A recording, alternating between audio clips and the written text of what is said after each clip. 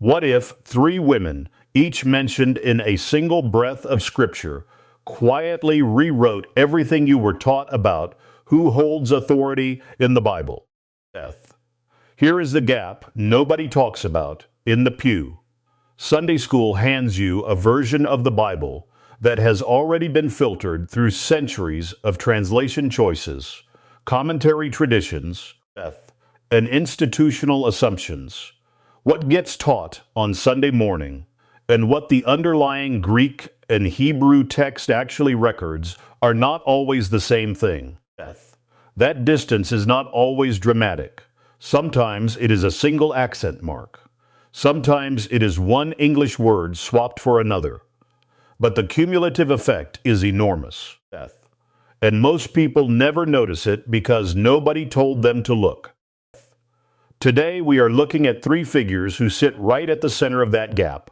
Junia, named in Romans 16:7, Phoebe, named in Romans 16:1 and 16:2, and Huldah, whose story runs through 2 Kings 22 and 2 Chronicles 34. Each one appears in a tiny textual window. Each one carries a title or a role that the text records without flinching. And each one has been quietly minimized, mistranslated, or simply skipped over in the version most of us received. One verse, one name, so much to unpack. Romans 16 is the chapter most Bible readers skim or skip entirely. After 15 chapters of dense theological argument, Paul suddenly shifts into what looks like a mailing list. He greets Priscilla and Aquila, Epaenetus, Mary, Ampliatus, Urbanus, Stachys, and on it goes for 33 names across 27 verses. To a modern reader, it feels like the credits rolling after the movie. But scholars who study Paul's letter-writing practices will tell you that the greeting list in Romans 16 is one of the most sociologically rich passages in the entire New Testament. The names tell you who was there, what they did, and how Paul understood their roles. Before we go further, a quick word on how this channel approaches material like this. The goal here is not to arrive at a predetermined conclusion about church practice or gender roles in ministry. That debate is real, it is ongoing, and it belongs to communities of faith to work through. What this channel does is read the text carefully, take the Greek and Hebrew seriously, and bring in what mainstream biblical scholarship actually says, not the fringe, not the culture war version, just the careful academic work.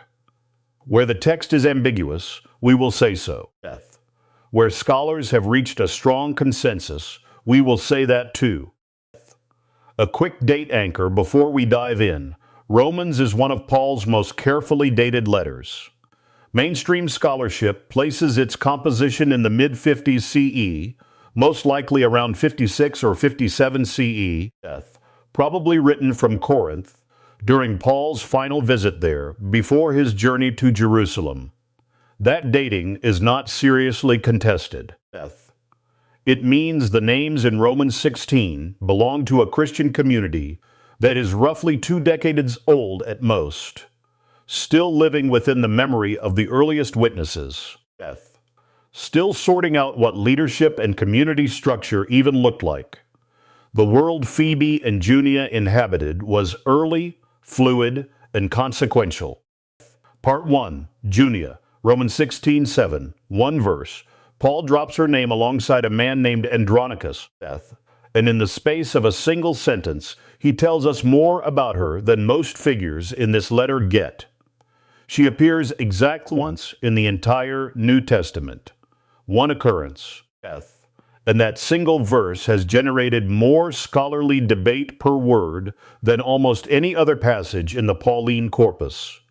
The reason is not complicated once you see it. What Paul says about her, if you read the Greek straight, is genuinely startling. And what centuries of translation did with that Greek is a case study in how theological assumptions travel inside language.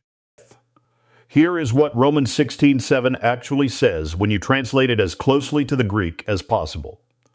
Paul writes, "Greet Andronicus and Junia, my kinsmen and my fellow prisoners, who are outstanding among the apostles, who also were in Christ before me." That is the verse. 4 things in one sentence: a shared ethnic or family connection to Paul, a shared experience of imprisonment, a status described as outstanding among the apostles, and a conversion that predates Paul's own. Every one of those 4 details carries weight. We are going to take them one at a time because each one adds a layer to who this woman was. The name itself is the first problem, and it is a genuinely interesting one. In the Greek manuscripts, the name appears as Iunian, spelled I-O-U-N-I-A-N. That is an accusative form, which is what you expect grammatically as the object of a greeting. The issue is that ancient Greek manuscripts were written without accent marks in the earliest copies. Accent marks were added by later scribes to aid pronunciation. Without an accent, Iunian can be read as either a feminine name, Junia, or a masculine name, Junias. The accent mark a scribe chose to write determined the gender of the person Paul was greeting. That is the hinge on which centuries of interpretation turned. Think about what that means for a moment. A scribe in a monastery, centuries after Paul wrote this letter, picks up his pen and places a tiny mark above a Greek vowel. That mark says, "This person is male." And from that moment forward, readers of that manuscript tradition encounter a man named Junias, not a woman named Junia. The theological stakes of that choice were enormous. If Junia is female, and Paul calls her outstanding among the apostles, that is a first-century apostle who is a woman. If Junius is male, the problem disappears. The accent mark did not just clarify pronunciation. It made a decision about who was allowed to hold a title. The masculine reading, Junias, did not emerge immediately. Early church fathers, including John Chrysostom, writing in the late 4th century, read the name as feminine and had no apparent difficulty with it. Chrysostom even praised Junia explicitly. The masculine reading gained significant traction in the medieval period and became dominant in many modern translations through the 19th and 20th centuries. The 1977 edition of the Nestle Aland Greek New Testament, which is the standard critical text used by scholars and translators, printed the masculine accentuation. That choice influenced a generation of English translations. It was not reversed in that critical text until 1998. Here is the problem with the masculine reading on purely linguistic grounds. The name Junias as a masculine Latin or Greek name has almost no attestation in ancient sources outside this verse.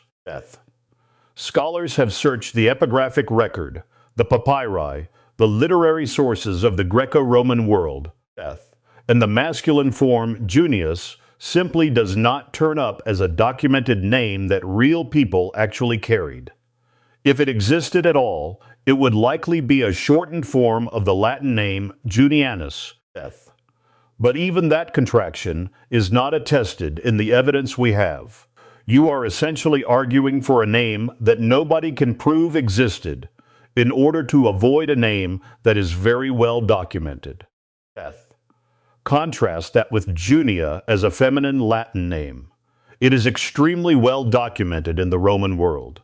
Junia was a common name among Roman women, including women of the aristocratic Junia gens, the family clan connected to Marcus Junius Brutus of Julius Caesar fame. The name appears in Roman inscriptions, in literary sources, in funerary records. It was a real, living, widely used name that Roman women actually bore. So when you weigh the evidence, you have on one side a feminine name with abundant ancient documentation, and on the other side a masculine name that scholars cannot find anyone actually using. The linguistic case for Junia being female is not even close. The current state of scholarship on this question is unusually clear. A 2025 summary written for a general audience states bluntly that scholars no longer debate whether Junia was male or female. The consensus has moved decisively and essentially completely toward the feminine reading. Major critical editions of the Greek New Testament, major scholarly commentaries, and the overwhelming majority of academic treatments published in the last 2 decades all read the name as feminine. This is not a fringe position held by scholars with an ideological axe to grind. It is the mainstream conclusion of careful Greek philology and ancient onomastics, the study of names. The gender question among specialists is settled. But here is where the debate gets more interesting, because the gender question, while settled, is actually the easier of the 2 arguments inside Romans 16:7. The phrase that has generated the most sustained scholarly discussion is the Greek expression Episēmoi and tois apostohos. This is the phrase Paul uses to describe both Andronicus and Junia. It is the phrase that gets translated as outstanding among the apostles in many modern versions. And the argument about what it means is more nuanced than the name argument, because it turns on a genuine grammatical ambiguity that serious scholars have spent real effort working through. Start with the word Episēmoi. It comes from the Greek root sema, meaning a mark or sign, with the prefix epi, meaning upon or notable. Episēmoi means marked out, distinguished, notable, outstanding. It is a strong positive term. It does not mean merely known or recognized in a casual sense. It carries the connotation of being remarkable, of standing out from others in a positive way. When Paul uses this word to describe Andronicus and Junia, he is not saying they are vaguely familiar to the apostles. He is saying they are distinguished. They are marked out as notable. The word itself is doing significant work before you even get to the prepositional phrase that follows it. Now the prepositional phrase, en toi apostolois. This is where the 2 competing readings diverge. Reading 1 says this means outstanding among the apostles, placing Andronicus and Junia within the group of apostles and saying they are notable members of it. Reading 2, which gained some scholarly traction in the early 2000s, argues it means well known to the apostles, placing the pair outside the apostolic group but recognized by it. The difference is significant. Reading 1 makes Junia an apostle. Reading 2 makes her someone the apostles know about. Both are grammatically possible in isolation. The question is which one the Greek evidence actually supports. The grammatical argument for the inclusive reading, meaning outstanding among the apostles, rests on how the Greek preposition on functions with a plural dative noun. When Greek uses episemos, or its plural, with n plus a dative group noun, the standard and well-attested usage places the person described inside the group, not outside looking in.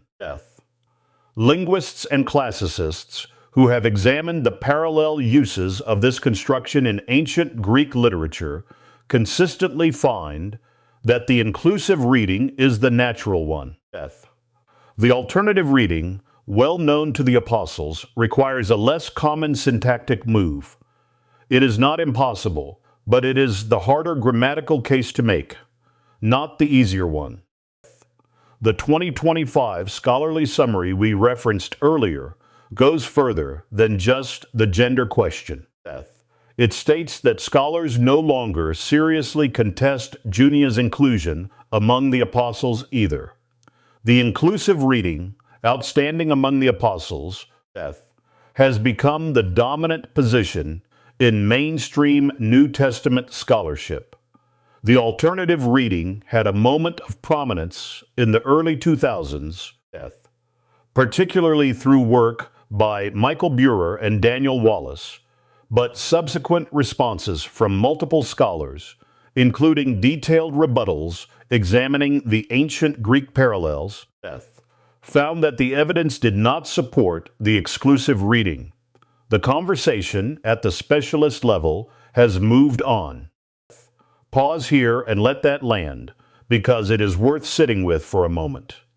In the mid-50s CE, within roughly 2 decades of the crucifixion, Paul of Tarsus writes a letter to the church in Rome, and in that letter he names a woman as outstanding among the apostles, not outstanding for a woman, not notable to the apostles as a friendly acquaintance, outstanding among them as a recognized member of that group. This is not a later interpolation. This is not a disputed passage. It is in the text. It has always been in the text. The question has never been whether Paul wrote it. The question has been what to do with it. Here is something that gets lost when people assume apostle always means one of the 12. Paul uses the word in a noticeably broader way throughout his letters. In his usage, an apostle is someone who has witnessed the risen Christ and been sent out on mission to proclaim that witness. That definition, grounded in Paul's own defense of his apostleship in Galatians and 1 Corinthians, is wider than the inner circle of 12 disciples. Junia fits that category precisely as the text presents her. Paul also calls Andronicus and Junia his kinsmen, the Greek word syngeneus, which in Pauline usage most naturally points to shared Jewish ethnicity rather than a vague family connection. This is not a throwaway detail. It places Junia within the Jewish wing of the early Jesus movement, the same network Paul himself came from. She is not a Gentile convert on the margins of the story. She is described as someone from Paul's own community of origin, which gives the commendation an added layer of personal weight. Then there is the fellow prisoner detail, and this one deserves a full stop. Paul writes that Andronicus and Junia were his fellow prisoners, the Greek synechmalitis. Imprisonment in the first century Roman world was not a bureaucratic inconvenience. It meant confinement in conditions that were physically dangerous, socially humiliating, and potentially fatal. Whatever Junia's ministry looked like, it had already cost her in concrete bodily terms before Paul ever put her name on this page. The apostolic designation here is not honorary. It is earned.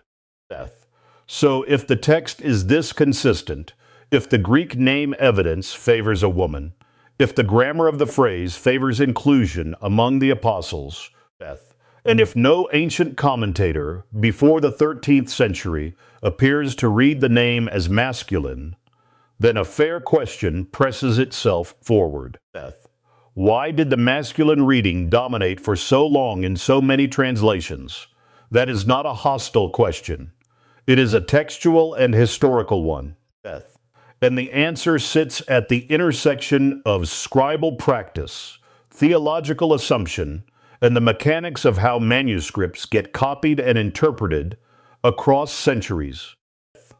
Greek manuscripts in their earliest forms were written in continuous capital letters with no spaces and no accent marks. Accents were added later by scribes as interpretive guides to pronunciation and meaning. The name in Romans 16, 7 appears in an accusative form that is identical whether the underlying nominative is the feminine Junia or the hypothetical masculine Junias. The accent mark that points toward one reading or the other was placed there by a human hand, working within a cultural and theological context. That single diacritical mark became the pivot point for a debate lasting centuries. Scribal choices are never just grammatical, They are also theological. Beth. Junia appears exactly once in the New Testament. One verse, Romans 16:7. And yet inside that single verse, there are at least three distinct layers of contested meaning. The gender of the name, Beth, the scope of the apostolic designation, and what the phrase Episēmoi en toi apostolois actually includes or excludes. Beth. Most single-verse figures on this channel carry one question worth unpacking. Junia carries three, stacked on top of each other, Beth, and every one of them has generated serious scholarly literature. That density of argument inside two lines of Greek is frankly remarkable. There is something worth sitting with here before moving on. The Bible remembered Junia. Her name is in the text, her title is in the text, and the cost she paid is in the text. Beth. What happened afterward, the centuries of manuscript decisions that shifted an accent mark and changed a gender, that is not the Bible's doing, Beth. That is the doing of the tradition that handled the Bible, Beth.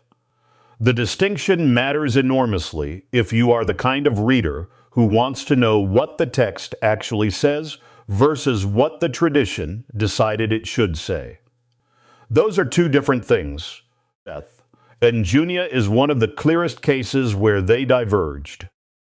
We are staying in Romans 16 for the next section, but we are moving two verses earlier in the same chapter, the same letter, the same chapter, Beth, and another figure whose two verses carry a weight that far exceeds their word count. If Junia gives us a contested apostolic title, Beth, what comes next gives us two formal Greek designations that describe a woman running a church in one of the busiest port cities in the first century Mediterranean world. The name is Phoebe, Beth.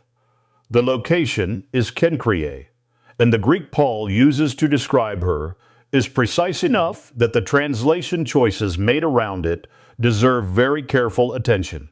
Beth. Paul opens Romans 16 not with greetings to people in Rome, but with a commendation of Phoebe to the Roman church. He is introducing her before she arrives, vouching for her formally, Beth, and asking the Roman community to receive her and assist her in whatever she needs. Two verses, three titles, Beth. And tucked inside those two verses is a set of Greek terms that have generated their own substantial body of scholarly debate, much of it focused on the same question that follows Junia, Beth. Why do the translation choices look different when the subject is a woman? Here is what Romans 16:1 and 2 actually say, read as closely to the Greek as English allows.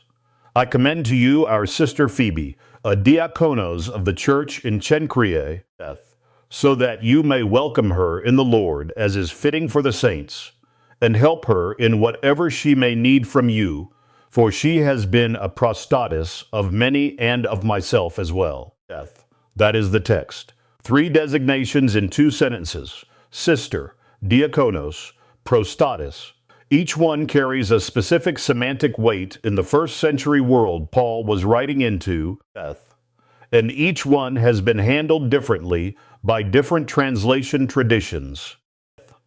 A letter of commendation in the first century Roman world was not the equivalent of a casual introduction. It was a formal social and legal instrument, Beth.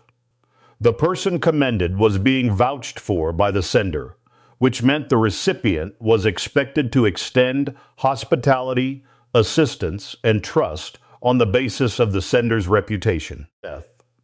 Paul's reputation in Rome, even before his arrival, carried significant weight among the communities he had relationships with. When he commends Phoebe in this way, Beth, he is not adding a friendly postscript. He is issuing a formal credential that would have been recognized and acted upon by the Roman recipients.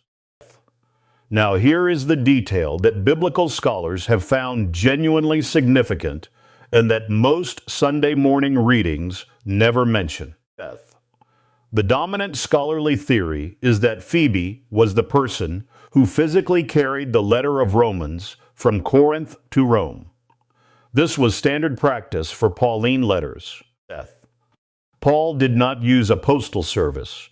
He sent his letters with trusted people who could travel the route and deliver the document personally. The carrier of a letter in antiquity was not a neutral courier. The carrier was the authorized representative of the sender, present to answer questions and clarify the text. Think through what that means in practice.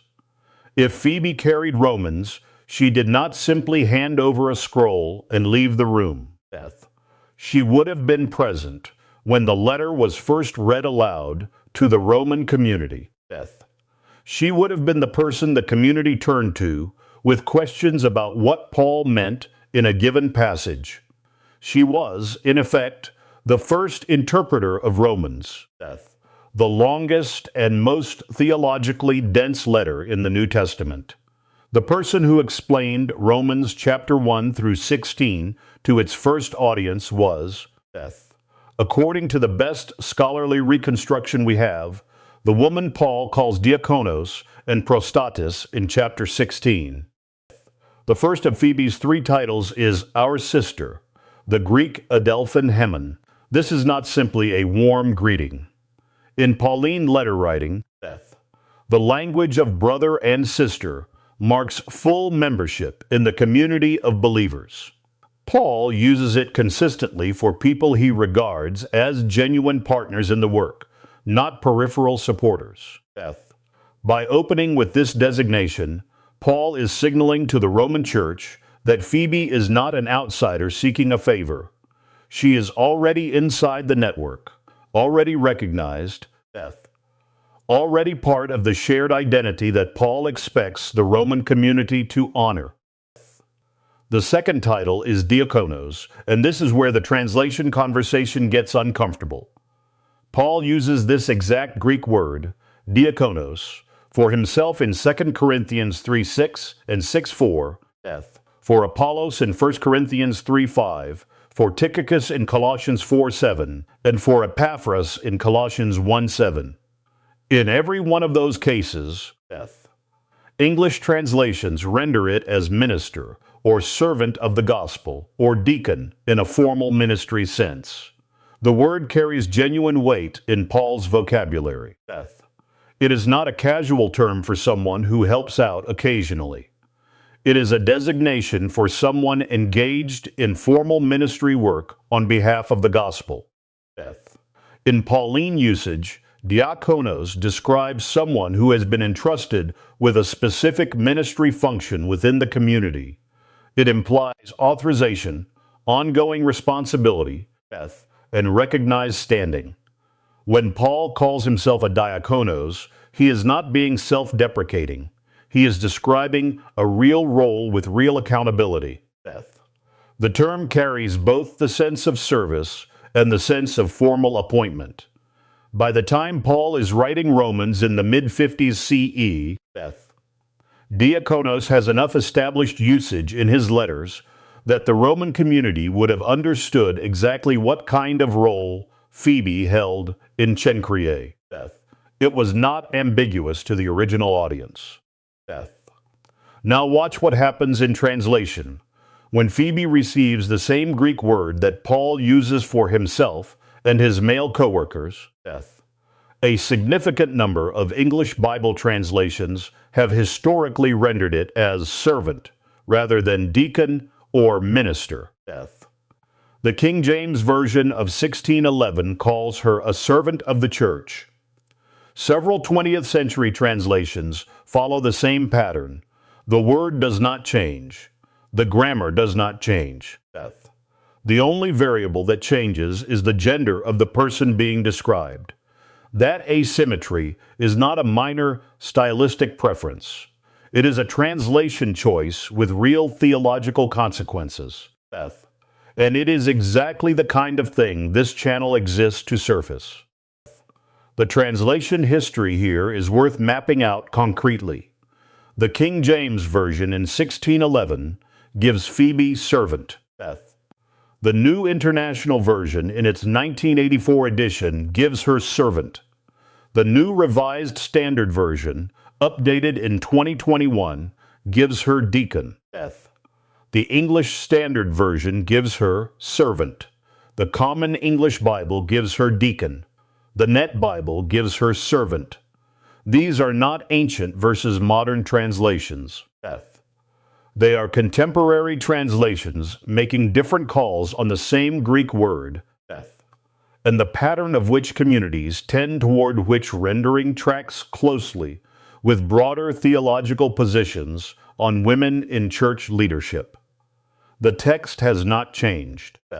The interpretive frameworks have.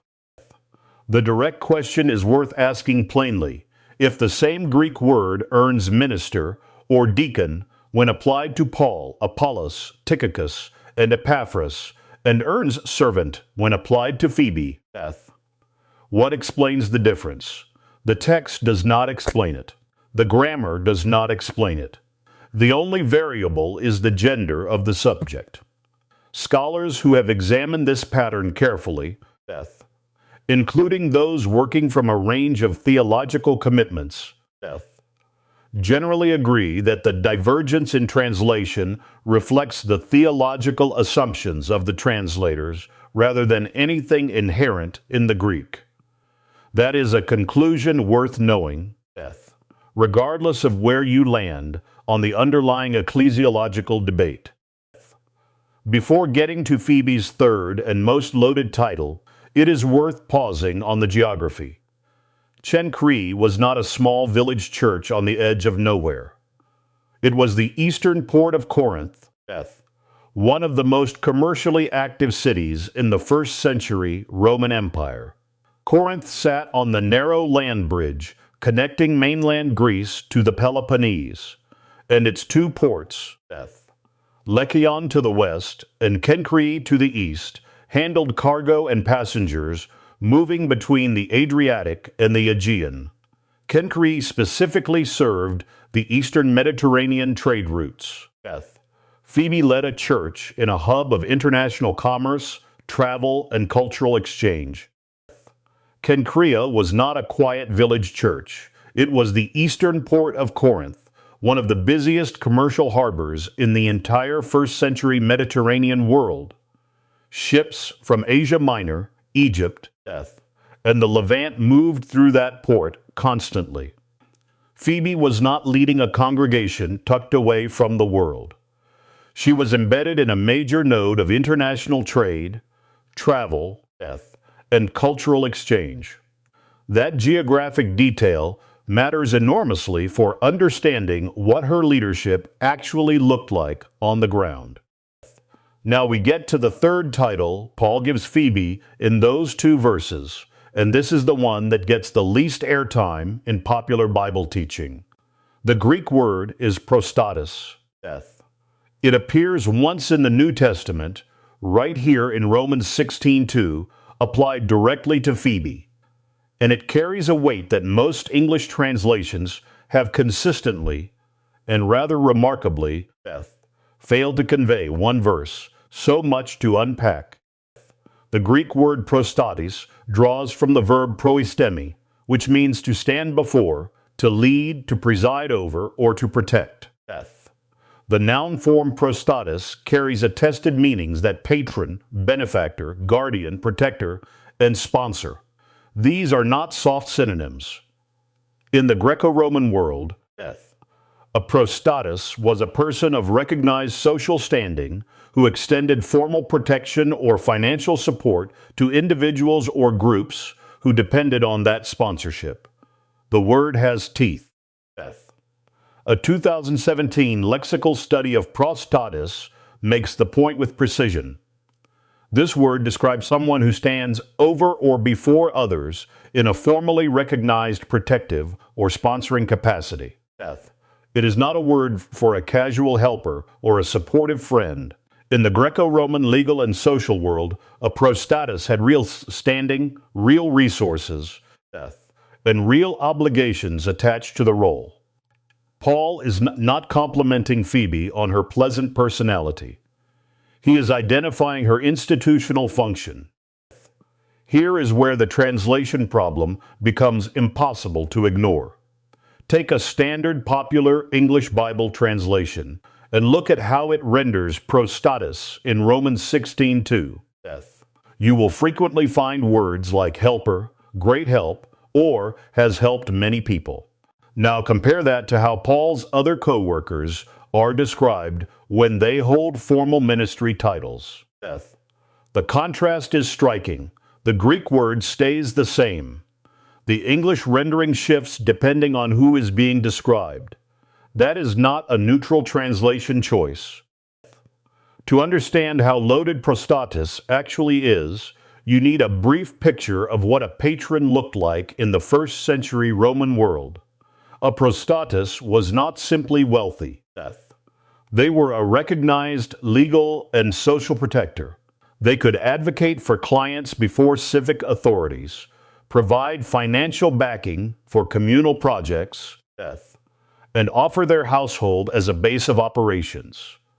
In a world without modern legal protections, having a prostatis was the difference between vulnerability and security. Phoebe held that position for her community. Now connect the two titles together. Paul calls Phoebe a diakonos, which is the same word he uses for his own ministry and for male co-workers like Apollos and Timothy. And he calls her a prostatis, a term denoting formal social authority and resource-backed leadership. These are not decorative titles. They are functional descriptions of what Phoebe actually did in the church at Cenchreae. Taken together, they describe someone with both a ministry role and the social capital to back it up. There is one more detail in Romans 16:2 that deserves its own moment. Paul does not just say, Phoebe has been a prostatis of the church generally.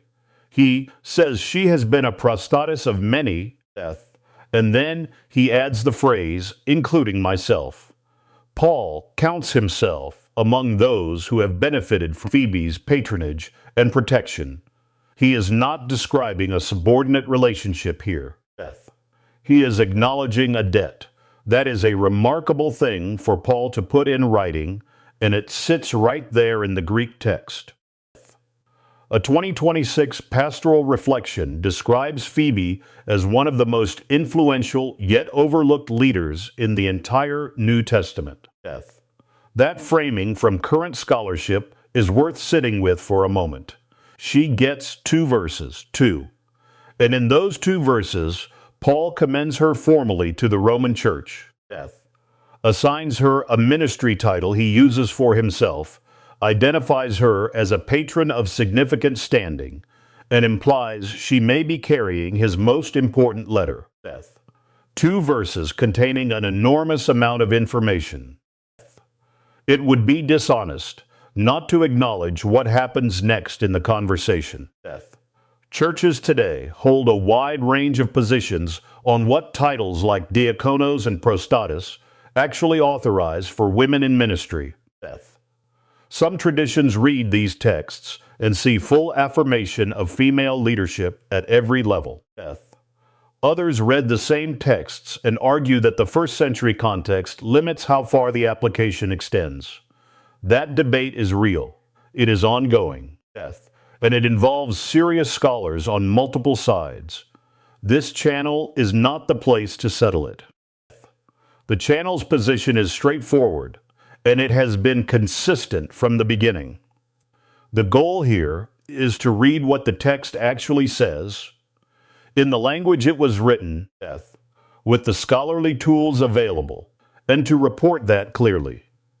The interpretive and theological work that follows belongs to the viewer and their tradition. What this channel will not do is pretend the text says something it does not say, or smooth over a complexity because it makes someone uncomfortable. The text is the text. So let us hold the numbers in mind before we leave Romans 16. Phoebe appears in exactly 2 verses. Those 2 verses contain 2 core Greek titles, diakonos and prostatis.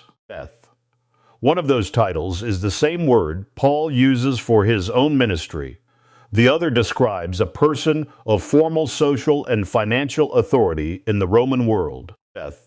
And there is a dominant theory among scholars that this woman may have been the one who physically carried Paul's letter to Rome and explained its contents to the congregation there.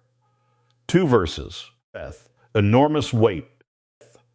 We have now spent time in Romans 16, a chapter that most readers skip because it looks like a greeting list, and we have found inside it 2 figures whose titles, when read in the original Greek, carry far more weight than most Sunday school curricula ever acknowledge. Now we are going to move back in time, not by decades, but by roughly 7 centuries. We are leaving Paul's letters and entering the Hebrew Bible, specifically the reign of King Josiah, late in the 7th century BCE. The third figure in this video is Huldah. She appears in 2 Old Testament narrative accounts, 2 Kings 22:14 through 20, and 2 Chronicles 34:22 through 28. By word count, she is brief. By narrative function, she is extraordinary. Huldah is the prophetess who authenticates a sacred text, not a prophecy about a future king, not a vision about a foreign nation, a text, a scroll.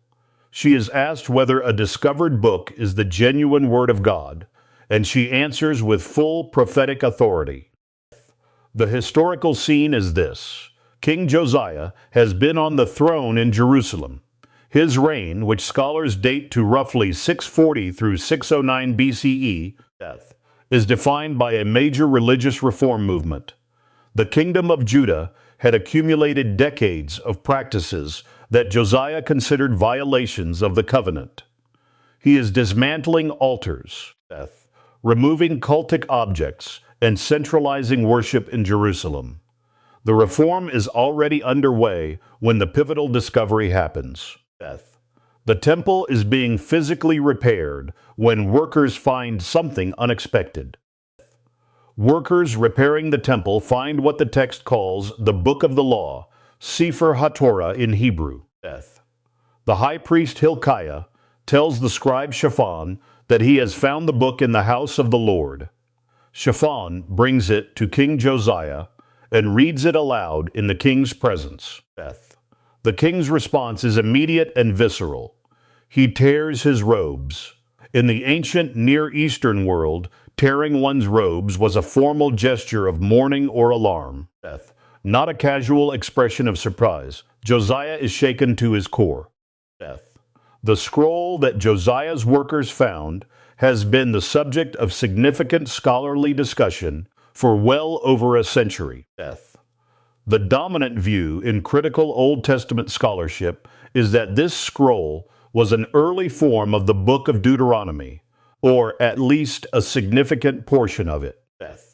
The argument draws on the alignment between Josiah's reform measures and the specific legal and theological concerns that run through Deuteronomy. This is a complex and ongoing debate, and scholars hold a range of positions on the precise composition history involved. After Josiah tears his robes, he gives a clear instruction. He tells the delegation around him to inquire of the Lord on behalf of himself, the people, and all of Judah concerning the words of this book. The crisis is theological and urgent. The text has been read. The king believes it describes covenant violations that have been ongoing. He needs to know whether this scroll is authentic, whether its warnings are real, and what the consequences will be. He needs a prophetic verdict, and he needs it from a recognized prophetic voice. Here is the question that the text raises without ever stopping to explain. At the time of Josiah's reform, 2 of the most significant prophets in the entire Hebrew Bible are active. Jeremiah's ministry begins in the 13th year of Josiah's reign, which is within this same period. Zephaniah is also associated with the Josianic era by most scholars. Both are present, or at minimum nearby in the prophetic tradition. Yet the delegation does not go to Jeremiah. It does not go to Zephaniah. The text sends them somewhere else entirely. The delegation goes to Huldah. The text records this without a word of explanation or justification. There is no editorial note saying they could not find Jeremiah. There is no apology for consulting a woman. There is no qualifier of any kind. Hilkiah the high priest, Ahikam, Achbor, Shaphan the scribe, and Asaiah walk to where Huldah lives, and they consult her. The Hebrew Bible presents this as the obvious and appropriate thing to do. The text treats her authority as something that requires no defense. Here is a question the text forces you to sit with. The year is roughly 621 BCE. Jerusalem has prophets actively working. Jeremiah is alive. Zephaniah is alive. These are not minor figures. They are among the most celebrated voices in the entire Hebrew prophetic tradition. And yet, when Josiah's high priest needs an authoritative word on this newly discovered scroll, the delegation walks past both of them and goes to a woman named Huldah. The text offers no explanation for this choice, no footnote, no apology. It simply records what happened. The text in 2 Kings 22 does not pause to defend the delegation's choice. It does not say they went to Huldah because the male prophets were unavailable or they consulted her as a last resort. It simply states that Hilkiah and the others went to her and she spoke. The Hebrew narrative gives her full prophetic standing without hedging it. That silence in the text is itself a form of data.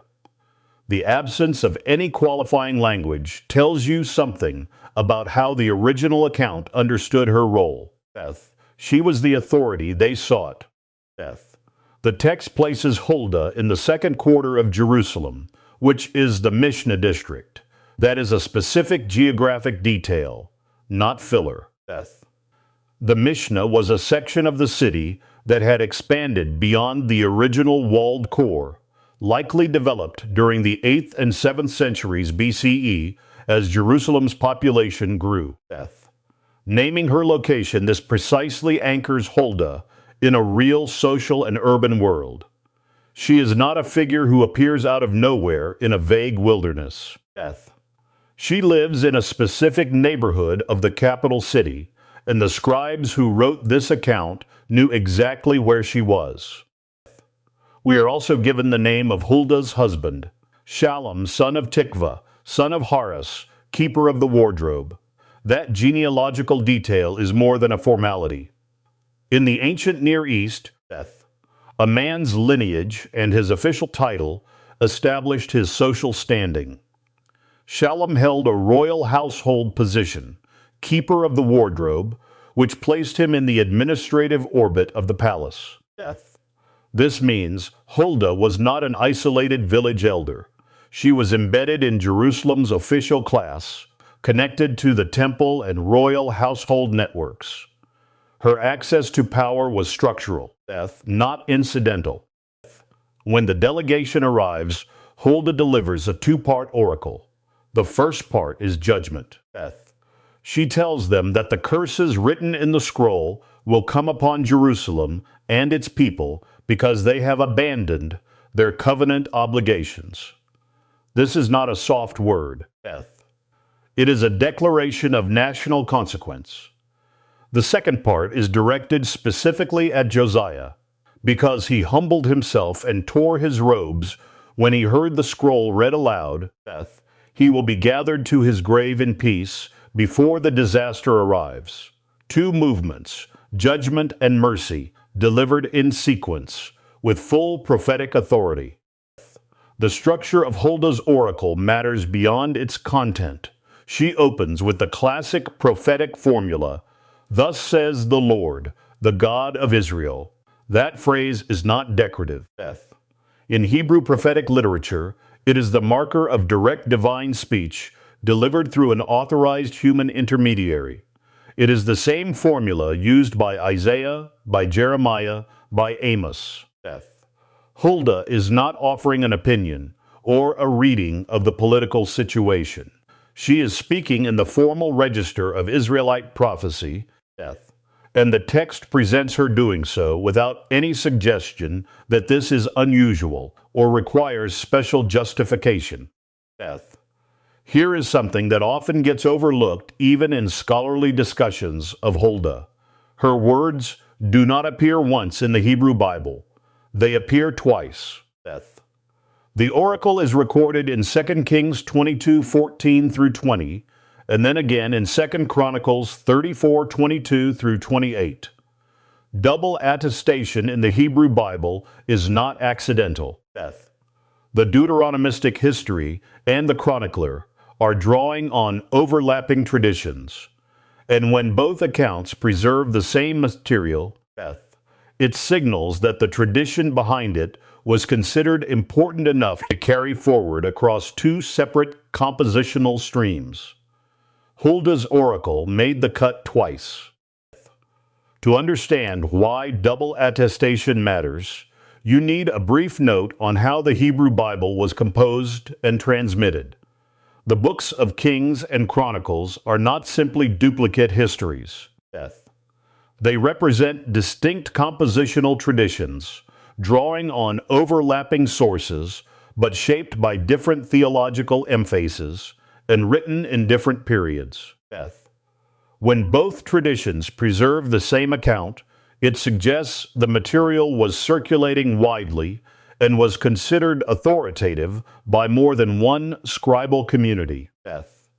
Huldah's oracle was not a footnote that one editor decided to include. It was embedded in two separate streams of Israelite historical memory. Now we arrive at the theological weight of what Huldah actually does in this narrative. The delegation brings her a scroll and asks whether it is authentic, whether it carries divine authority, whether Josiah and the nation should act on it, and Huldah says yes. She authenticates the text. In the logic of the narrative, her prophetic verdict is what transforms a found scroll into an authoritative document. Without her oracle, the scroll is an interesting archaeological discovery. With her oracle, it becomes the basis for a national religious reform. Her word is the hinge on which the entire episode turns. Let's be precise about what canonical means in this context, because the word gets used loosely. When scholars say Huldah's authentication was a canonical moment, they mean her verdict contributed to the process by which a text came to be recognized as authoritative scripture within the Israelite tradition. The scroll found in the temple is widely identified in modern scholarship as an early form of Deuteronomy, or at minimum a text closely related to it. Deuteronomy is the fifth book of the Torah. It is foundational, and in the narrative account that the Hebrew Bible preserves, the prophetic voice that said this text is from God and must be obeyed was a woman's. Draw the implication out fully, because it is easy to let it pass too quickly. A reform movement that reshaped Israelite religion, that drove the centralization of worship in Jerusalem, that eliminated local shrines, that reorganized the Passover celebration on a scale the text says had not been seen since the Judges. All of that was set in motion by the authentication of a scroll, and the authentication of that scroll rested on the prophetic authority of Huldah. She is not a supporting character in Josiah's story. She is the theological pivot on which his entire reform depends. The text is clear about this. The tradition that followed was considerably less so. Here is how the Sunday school version of Josiah's reform typically goes. Josiah is the good king who found the lost book of the law and led the people back to God. The reform is his story, his courage, his faithfulness. That is not wrong exactly, but it is incomplete in a way that matters. Huldah's role gets compressed into a transitional sentence, if it appears at all. Death. The delegation goes to consult a prophetess. She confirms the scroll is authentic, and then Josiah takes over and does the actual reforming. Death. The structure of the retelling quietly reassigns the theological agency from her verdict to his action. The text does not do that. You will not find this one on a Sunday school poster. Huldah authenticated what became part of the Torah. That sentence is not an overstatement. Death. It is a plain reading of what the narrative records. The scroll found in the temple, authenticated by her oracle, drove a reform that the text describes as unprecedented in scope. Death. And the scholarly conversation around Josiah's reform and Deuteronomy's composition, which we will touch on shortly, does not diminish her role in the narrative. Death. Whatever one concludes about the historical layers behind the text, the story as written places her authority at the center of a foundational moment in Israelite religious history.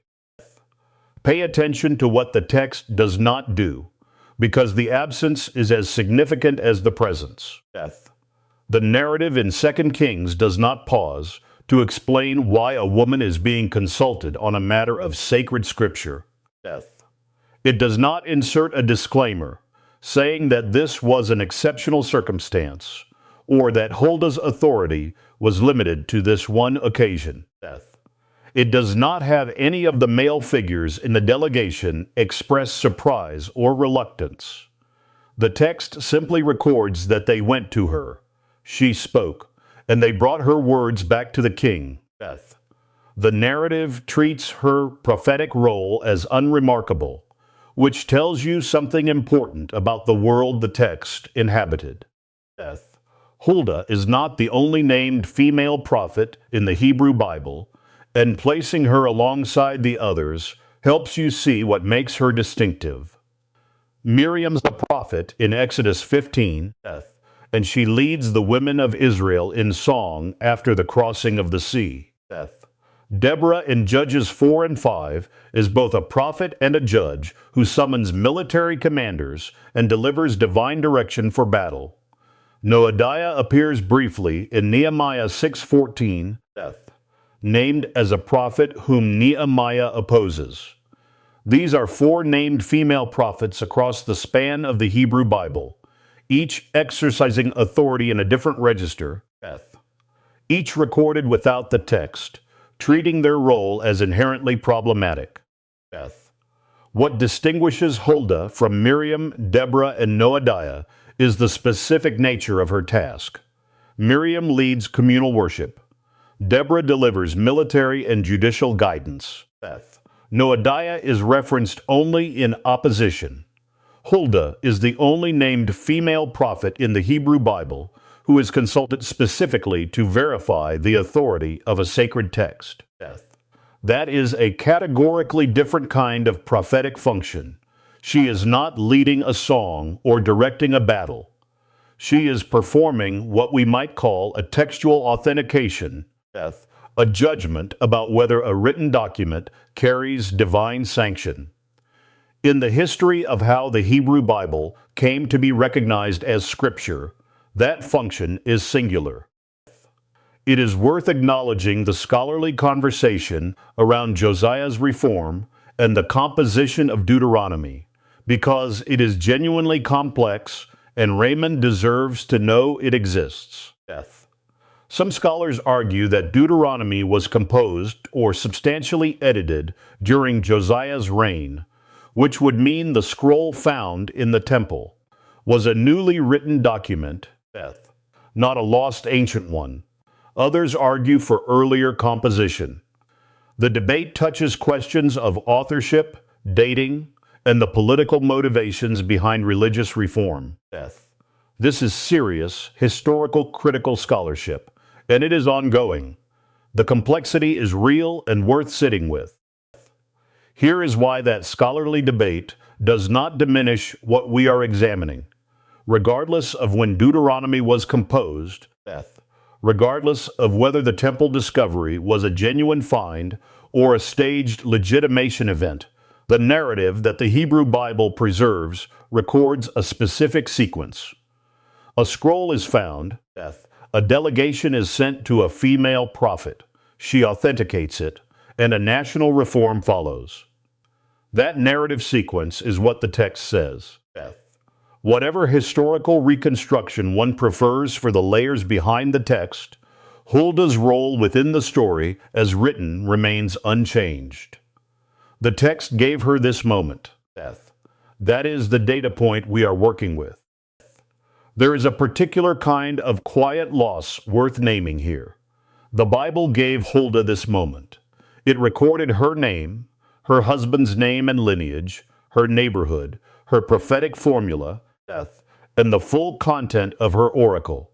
It preserved her words in two separate books, and yet centuries of preaching and teaching that drew on those same books rarely followed the text to where it actually went. The tradition built a story about Josiah's reform without centering the prophetic voice that authorized it. That is not a conspiracy. It is something more ordinary and in some ways more sobering, a gradual drift in what gets emphasized and what gets quietly set aside. Now all three figures are on the table together. Junia in Romans 16:7, named as outstanding among the apostles in the mid-50s CE. Phoebe in Romans 16:1 through 2, named as Diakonos and Prostatis of the church at Cenchreae. Huldah in 2 Kings 22 and Chronicles 34, the prophetess whose oracle authenticated a scroll that drove a national religious reform in the late 7th century BCE. Three women, three tiny textual windows. Three formally recognized roles recorded without apology or qualification. The pattern across roughly 650 years of biblical history is not subtle once you look for it.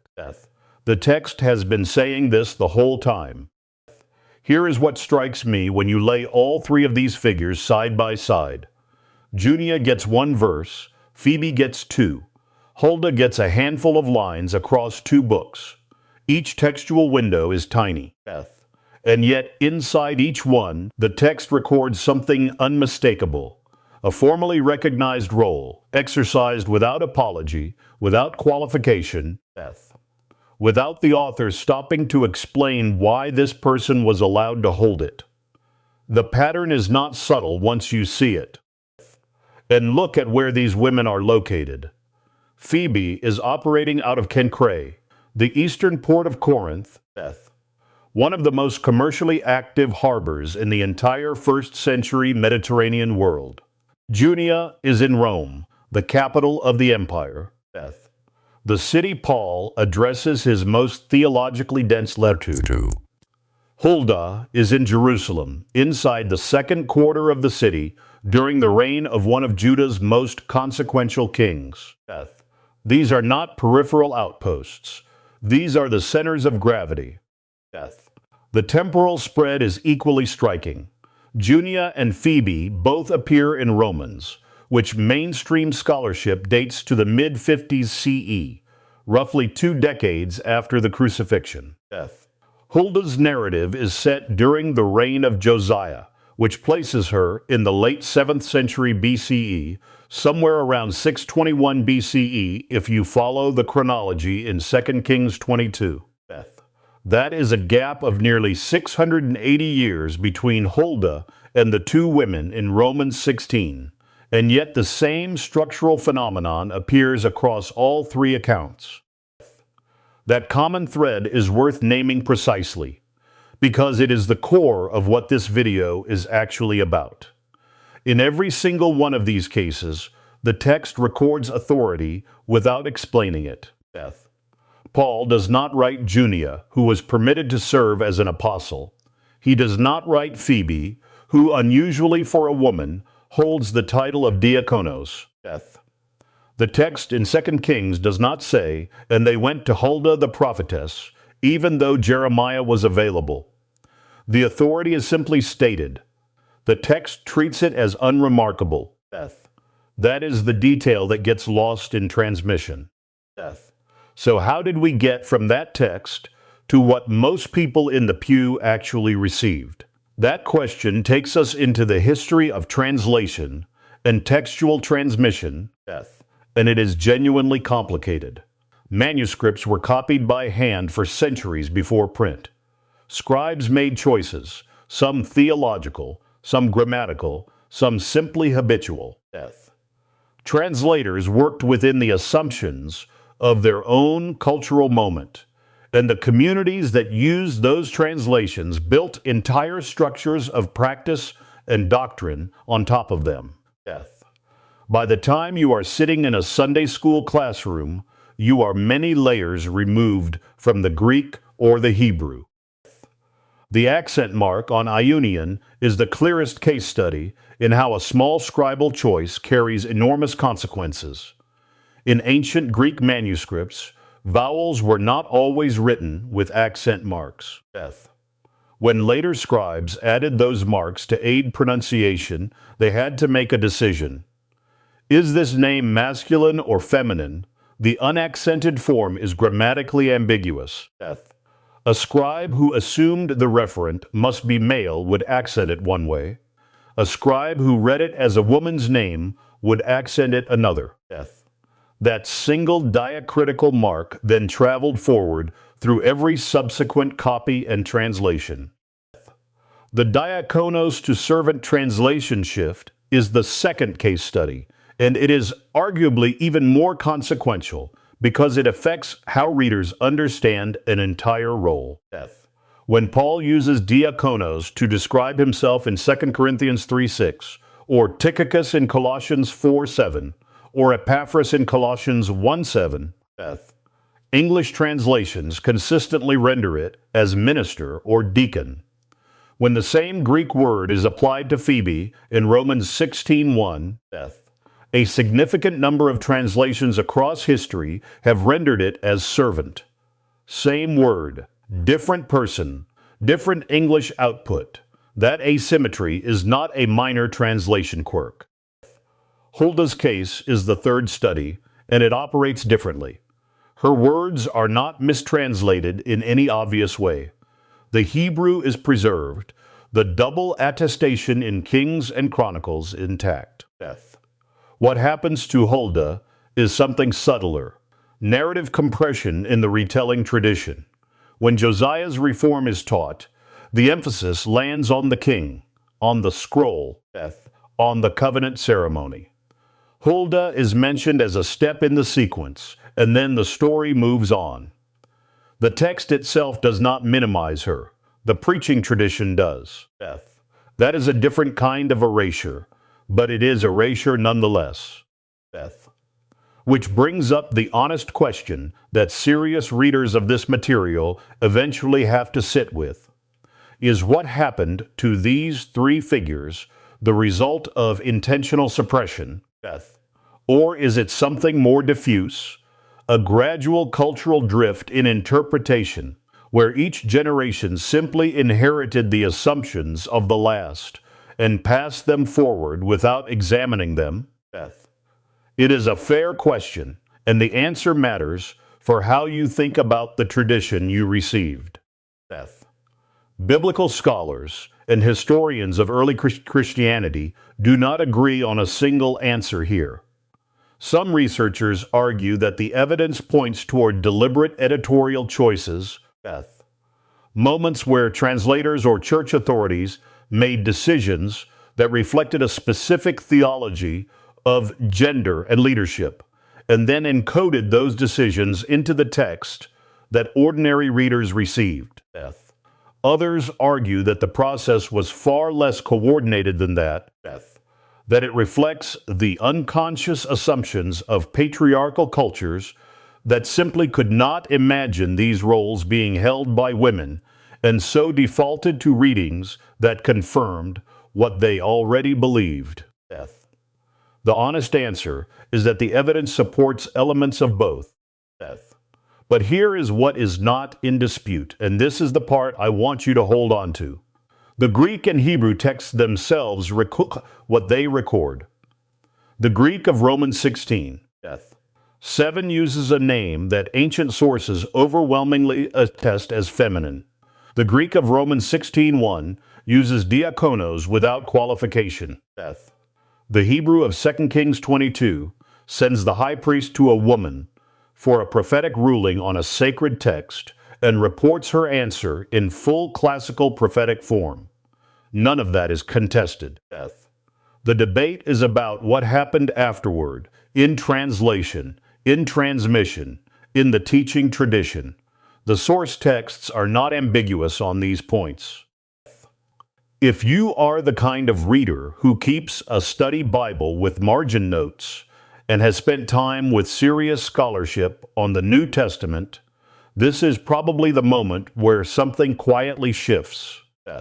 Not dramatically, not in a way that requires you to rebuild everything you believe, but in the specific, satisfying way that happens when you realize you have been reading a translation of an interpretation, and going back to the source text changes the picture in ways that are small and precise and permanently visible once you have seen them. That is what this kind of reading does. It does not destroy the tradition. It complicates it in the best possible way. The Dead Sea Scrolls are worth mentioning here because they give us a concrete window into just how active the process of textual transmission actually was. When those scrolls were discovered, beginning in 1947, scholars found manuscripts of Hebrew scripture that predated the previously oldest known copies by roughly 1,000 years. What they revealed was not a static, perfectly preserved text handed down unchanged. They revealed a living tradition, one where scribes made choices, where variant readings existed side by side, where the text was a process as much as a product. That context matters enormously when you are thinking about how Junia's accent mark or Phoebe's title traveled through history. This is the channel's core thesis, and these 3 figures prove it as well as anything I have found in this work. Every name in that text was somebody's whole life. Junia was imprisoned for her faith alongside Paul. Phoebe traveled, led, funded, and served a community in a major port city. Huldah stood before the high priest of Judah and delivered a prophetic word that set a national reform in motion. These were not symbols, they were not placeholders. They were people who did things that the text thought were worth recording. And the text was right. And here is the part that I find genuinely moving, and I want to be honest about that. We have no letters from Junia. She did not leave a memoir.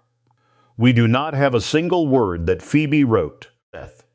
Despite the fact that she may have carried and explained Paul's most theologically complex letter to an entire city.